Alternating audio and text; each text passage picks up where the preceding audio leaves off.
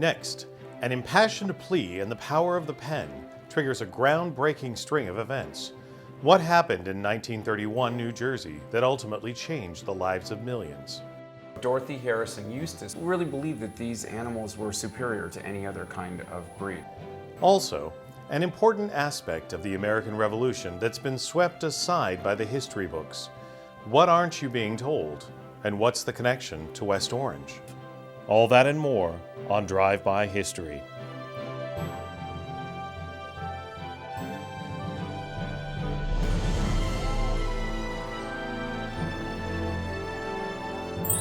Made possible by the generous support of King's Food Markets, one of the local top 100 employers listed in New Jersey Business Magazine. King's, where inspiration strikes.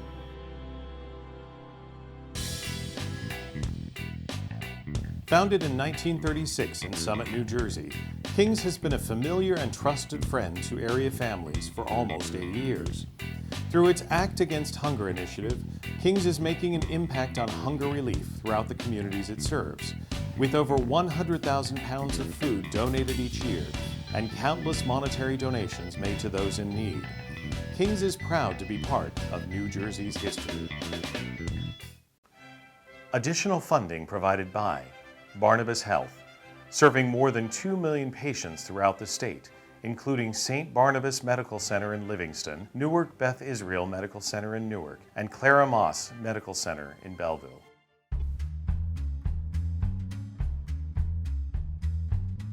There's a marker in this area I've heard about. The history is a real dog. Every history has merit, Cindy. No, I mean a real dog. I find that hard to believe. You're not listening. A real dog.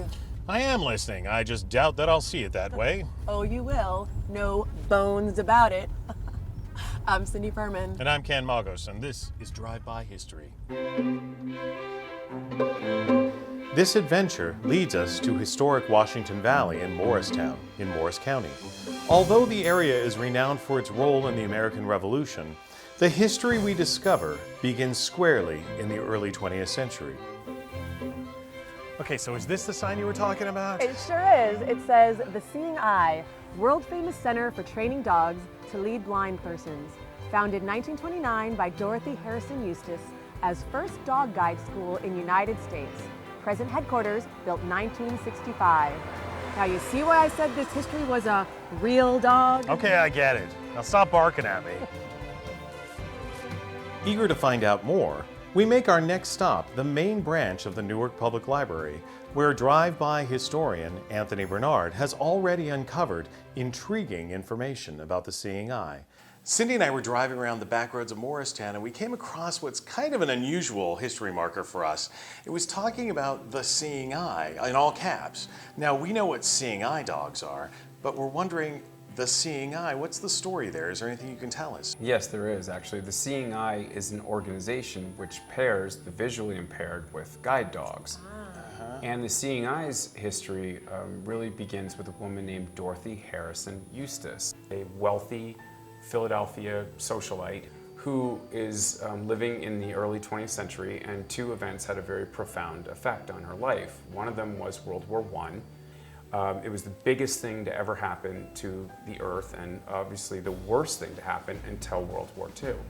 They call it a 19th century war fought with 20th century technology. Sure, because you're coming out of the Industrial Revolution, so you're right there. Exactly, Yeah. so you have the machinery of war, but you don't have the tactics of war to match up with it. There was the tank that was mowing people down. There was the machine gun. There was the airplane dropping bombs for the first time in human history. There was mustard gas, chlorine gas, all of these horrible weapons of war. So you're going to be looking at injuries that they probably haven't seen before. They were absolutely horrific. Perhaps a lot of blindness. Exactly. There were a lot of people that lost their sight. Dorothy Harrison Eustace, like so many others, was stunned by the human suffering caused by World War I. The other development that had a profound effect on future events involved Dorothy's decision to adopt a German Shepherd. Dorothy was inspired by the dog's intelligence and came to believe that through selective breeding, not only her dog, but all German Shepherds could be trained to do somewhat complex tasks. Later, while living in Switzerland with her husband, Dorothy begins training German Shepherds for a very complex task, police work. However, at the same time, she becomes aware that Europeans are training shepherds to help improve the lives of soldiers blinded in World War I. Those are the catalysts that came together and ultimately sparked the genesis of the Seeing Eye. And that's where your adventure begins. Oh, I grew up with German Shepherds, so I'm actually really passionate about this story. I think it's going to be very interesting. Well, she really believed that these animals were superior to any other kind of breed. For more details on these intriguing turns of events, Anthony arranges exclusive access to the campus of the Seeing Eye and a visit with archivist Bruce Johnson. He tells us the Seeing Eye story begins with the magazine, the Saturday Evening Post, and an article that was never written. So Bruce, the article that Dorothy Harrison Eustace wound up writing for the Saturday Evening Post wasn't the one she was originally assigned. Tell us what that was and why she was able to write a different article. I think it started because one of her dogs was written up in the New York Times, and the Saturday Evening Post wanted to compete with the Times, and they contacted her and asked her to write an article about what she was doing, which was training dogs for the military and the state police. She didn't want to do that. She was afraid people would bug her for dogs. So she decided on her own to write about something she'd seen in Germany a couple of years earlier, where they were training dogs to lead blinded soldiers from World War I. The Saturday Evening Post recognizes Dorothy's alternate idea has legs. They run with it, as you see here. Her words reach millions, and she is inundated with inquiries. However, it's her decision to reply to one young man that changes history. His name is Morris Frank. He's a young man who was born with vision but lost his sight at an early age. He lost one eye when he was 6 years old in a tree climbing accident, and he lost the second eye when he was 16 in what's called a boxing accident. I think it was probably just some kids roughhousing. So I'm sure that Dorothy Harrison Eustace must have received hundreds, if not thousands, of letters from people seeking guide dogs. Can you tell us why she would have answered Morris Frank's letter? I've read his letter a few times, and I think the answer is what he said in his letter, that he wanted to dedicate his life to showing people how they could maintain their independence and dignity, and he also wanted her to set up a school in the United States. So he wasn't just asking for a dog, he was committing to this whole program. A woman of means, Dorothy arranges passage for Morris Frank to visit her in Switzerland, where she's breeding German Shepherds. And he went to Switzerland in the late spring of 1928, so it moved forward fairly fast. The voyage, however, is not easy. He traveled like cargo.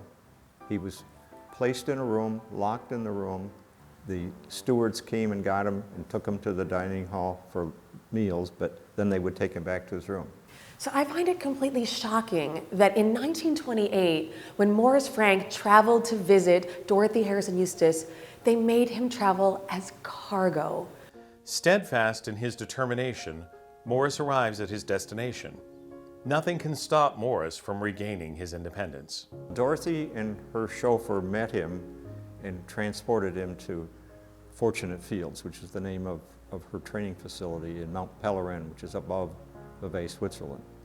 And they had trained 2 dogs, and they compared the 2 dogs with Morris's needs in terms of size and speed, and they picked a female dog named Kiss. And Morris, being the independent guy he was, I'm not going to call a dog Kiss.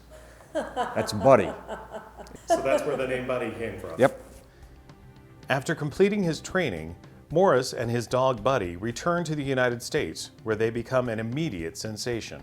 Well, I think there are a couple of reasons why there was a lot of press. First of all, he came back as a passenger, not as cargo, so he was visible. People saw him on the boat walking around. I think With a dog. With a dog. I think that probably got spread around. Before that time, most Americans had not seen a man who was blind being guided by a dog. As word spreads, interest in Morris Frank and Buddy grows. People are wowed by their abilities. Somebody challenged him to walk across West Street in New York.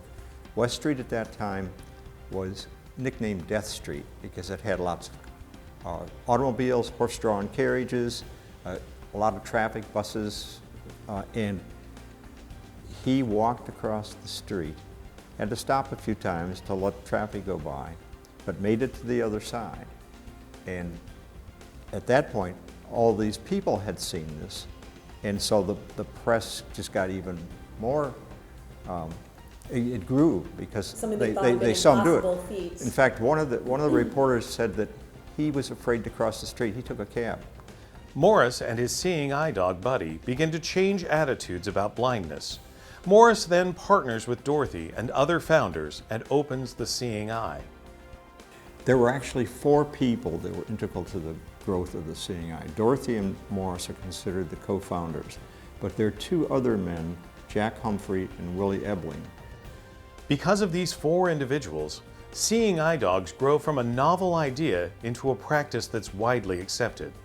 By the 1960s, the organization has become so critical to the blind community that the Seeing Eye moves into a so-called purpose-built facility.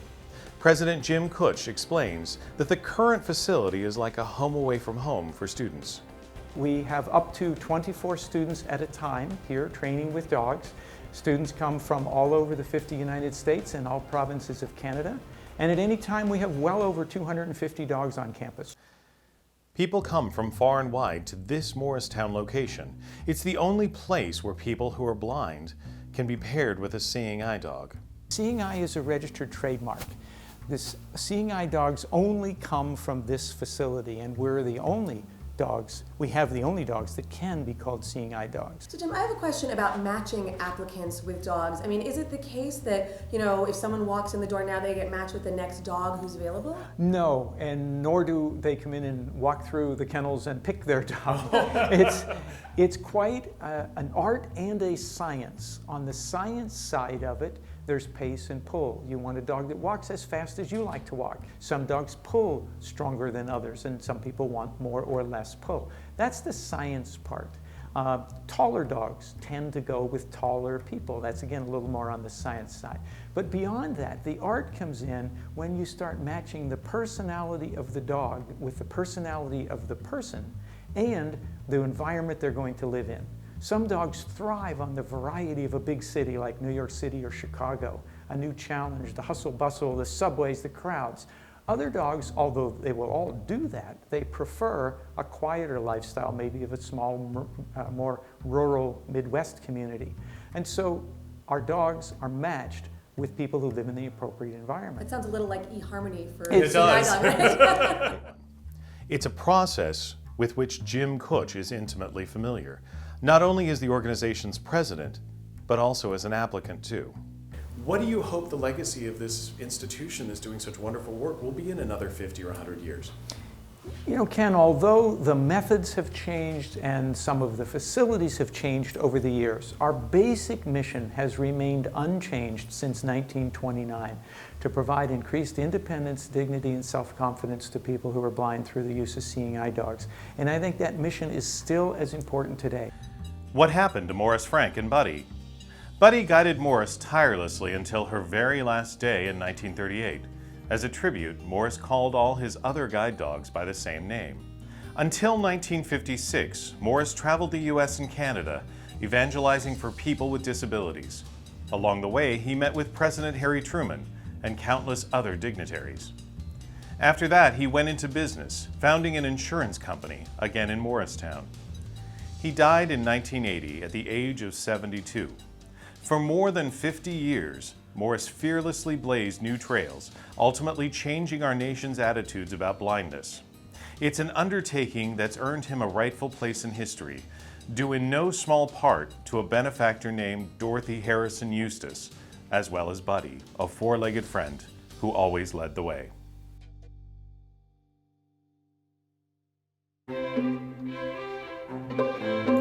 They say time and tide wait for no man or woman. Our next adventure begins now in West Orange, New Jersey, on the historic corner of Washington and Main. Located in Essex County, this township derives its name not from an affection for citrus fruit, but rather as an homage to William III, King of England, also known as William of Orange. And from what I can surmise, Cindy, this one's going to be quite the Tory. You mean story? No, Tory. Story. No, Tory, like Tory Corner. Here in the 1770s, in this area called Williamstown, lived brothers Nathaniel and Benjamin Williams, prosperous farmers and operators of a saw and grist mill. As the Revolution approached, their loyalist views attracted people of similar sentiments who congregated at this intersection, and it became known as Tory Corner. Wait a minute, weren't the Tories the bad guys? So this is a monument to the bad guys? You know, this doesn't really seem to make sense. Let's see if Anthony can clear it up for us. Let's go talk to him. Sounds good. All right, let's go. Don't history books tell us that the colonists were sick and tired of taxation without representation? Why would anyone remain loyal to King George? And what were they doing in New Jersey? It's back to the Newark Public Library to sit down with drive-by historian Anthony Bernard. He reminds us that there are always two sides to every Tory. Or is it story? We just came from West Orange, and there's a sign there that says that it's Tory Corner. Now, correct me if I'm wrong, in the Revolutionary War, the Tories were the bad guys, right? So why are we commemorating them in a sign? Well, that is definitely what you learn in school, is that the Tories were the bad guys. But it turns out that actually it was a little more complex than that. But they actually had a lot of legitimate reasons for not siding with the Patriots. And I found some research. There was a Yale historian named Leonard Woods Larrabee who identified some characteristics of the Loyalists that made them essentially loyal to the king and why they were loyal. It's really, really interesting. Number one, and this is really important, they felt that rebellion against the crown was wrong. They felt that England was the legitimate ruler and that this was English land. That was the first thing. Well, imperialism was definitely popular at the time, so I'm not surprised. But also, these were people that felt that it was England's right to be there, and that England was there, and that was the legitimate authority. Basically, this is how they were thinking at the time. Another thing is that they wanted to take a middle of the road position. And some people didn't want to have to take a side. They didn't really have a huge problem with the British. It was only some Americans that had this problem. Another thing was that they didn't want violence. So one of the things that the Patriots were doing was tar and feathering people that they thought were traitors. You mean literally tar and literally dipping them in tar and putting feathers on them, which sounds almost like a joke, but it was a vicious, horrible thing to do. If you think about it, It was actually horrifying. terrible. It was actually a horrible thing to do. It's a form of torture. So they weren't on board with this. And another thing that the Patriots were doing, and even the word Patriots makes them sound like they're good and the Tories were bad, but like I said, it was more muddled than that. The Patriots, or the people that were against the crown, were burning houses down. And that's a very violent act. They just weren't on board with some of the tactics that the Patriots were doing. Now, who were the Tories that were meeting at Tory Corner? It's a good question. That's where your next adventure begins. Of course. So we get to find out who the sort of bad guys are and the sort of good guys are. I can't wait to guys address that this. had actually complex reasons for doing what they did. Nothing is ever that simple in history. And if there was a sign commemorating what they were talking about, I'll bet you it was a pretty interesting conversation. I bet you're right. I think we should find out Let's more. go. Next stop, Town Hall in West Orange, where we catch up with Joe Fagan. If anyone knows what was happening in West Orange at the time of the American Revolution, it's Joe Fagan. He's the town's official historian and author of the book, West Orange. He tells us that Nathaniel and Benjamin Williams, like so many other Tories, weren't nearly as British as you might think. To the contrary, they were very American. The Williams family descended from the original settlers of Newark. In fact, Tory Corner was once known as Williamsville. I think you've seen that on the monument. And at that time, it was rural countryside, and the area took on the name of the most prominent family who settled in that area. Although they had been here in New Jersey for many generations, they didn't share the views of Ben Franklin and others who argued for separation. Without the protection of Britain, they felt the colonies would be vulnerable to an attack. They felt advocates of independence were putting prosperity and opportunity at risk, not just for themselves, but for all the colonists. And when the concept of supporting the American cause, that was completely foreign to them. They would not do that. In the early 1770s, as tension between England and the colonies mounted, conversations at Tory Corner went something like this. Well, they would talk about, in terms of remaining loyal, how to suppress patriotism, what the consequences would be of becoming a patriot and, staying loyal and keeping the cause alive, so to speak. Sometimes the chatter at Tory Corner involved achieving independence. However, Tories wanted a diplomatic solution. Often at Tory Corner, they would talk about how the British Army was the best army in the world, and fighting a war for independence wouldn't work. They generally believed that the Americans had no chance. Wow. They believed the Americans had no chance. In 1773, however, conversations at Tory Corner would take a turn. Loyalists believed events such as the Boston Tea Party were nothing short of disgraceful. They viewed the destruction of property as uncivilized and disavowed themselves from groups such as the Sons of Liberty. In 1775, when fighting broke out at Lexington and Concord, conversations revolved around the growing violence aimed at Tories, who continued to see themselves as good Americans. They didn't really see themselves as doing anything sinister. They were just looking to maintain what they thought would always be. They didn't see the cause for American independence as any real threat. But they weren't trying to undermine the patriotic effort. No. There were no assassination attempts No, or conspiracies nothing of that nature. By 1777, without a doubt, the topic of conversation was the Continental victories at Trenton and Princeton. When Washington won those victories, the tide kind of changed, and by the spring of 1777, an ultimatum was issued by Washington that the state militia should seek out the Tories and identify them. Washington offered Loyalists amnesty, but they had to switch sides by August 5, 1777. In turn, conversations at Tory Corner centered around accepting the amnesty and renouncing Britain, or maintaining allegiance to the crown and being labeled a traitor. Families were often divided. In the case of the Williams family, Benjamin Williams switched sides. Nathaniel, however, refused. Nathaniel Williams could not accept that. He remained loyal to the British.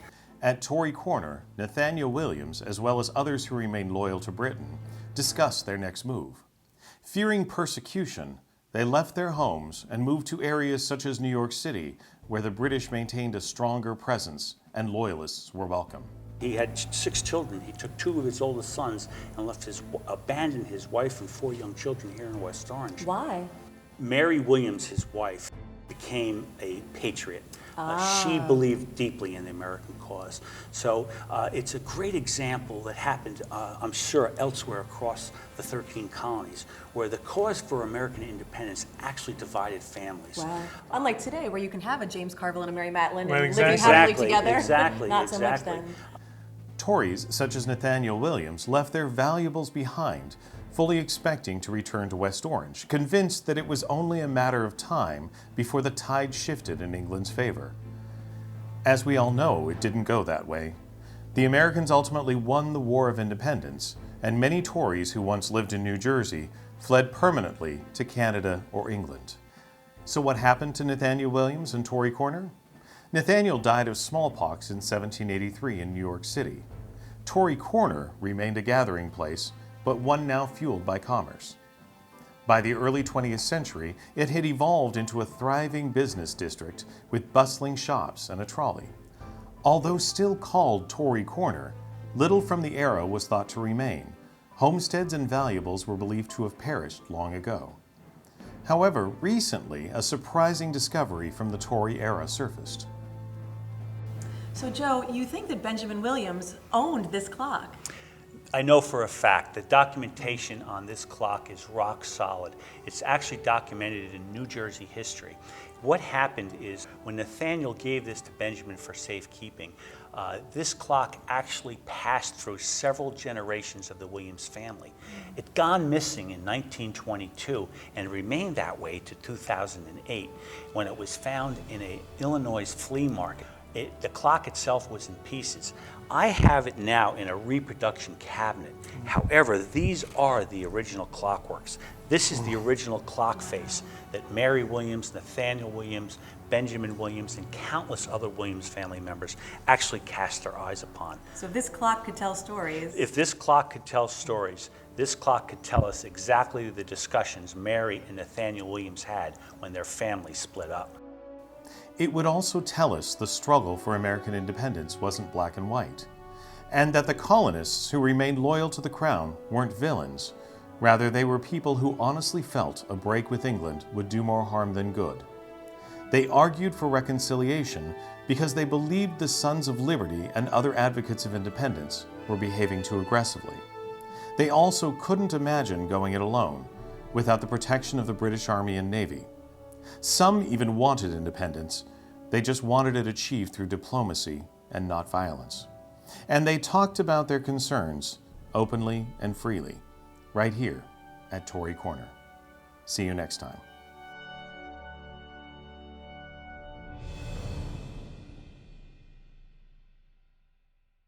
Made possible by the generous support of King's Food Markets. King's, where inspiration strikes.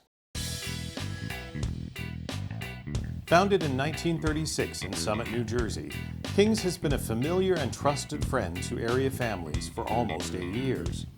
Through its Act Against Hunger initiative, King's is making an impact on hunger relief throughout the communities it serves, with over 100,000 pounds of food donated each year and countless monetary donations made to those in need. King's is proud to be part of New Jersey's history. Additional funding provided by Barnabas Health, serving more than 2 million patients at facilities throughout the state, including Monmouth Medical Center in Long Branch, Community Medical Center in Toms River, and Monmouth Medical Center Southern Campus in Lakewood.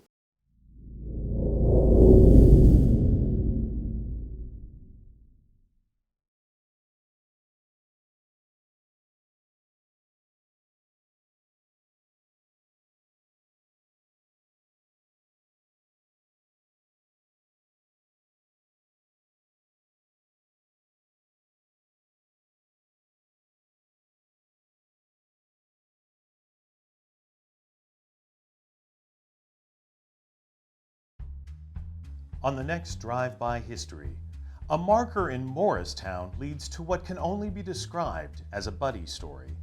Find out how a four-legged friend led Morris Frank and Dorothy Harrison Eustace on a lifelong adventure.